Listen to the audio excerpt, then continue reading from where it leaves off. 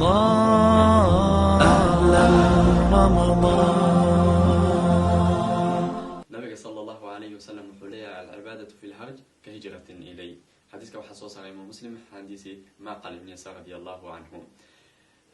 حديث كان قلت فائدة وين أي لا وقت كان حاضر كان كنون لهاي فتنتي دلكي دواتدي أي بدتي dadkii ka mashquuleen aaqiradooda iyo cibaadadooda ka mashquuleen ugu mashquuleen adduunyo iyo hawadooda iyo waxyaalahaas fitankii ay badatay sidoo kale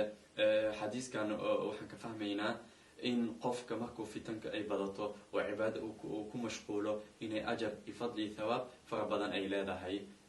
ayaan ka fahmi karnaa sidoo kale nabi sallallahu alayhi wasallam wuxuu xadiiskan inuu sheegaya in markay fitanta laga dheeraado lagu mashquulo cibaado iyo qofka wax taraya anfacaya cibaadadana waa wax rabbi caza ugu dhawaanaysid rabbi caza qaalgeliyo ama aqwaal ama facaal nawaafil ama faraa'id wax walba rabbi caza ugu dhawaatid waqtiga fitanta jira inaadan ku mashquulin fitanta iyo waxyaalahaas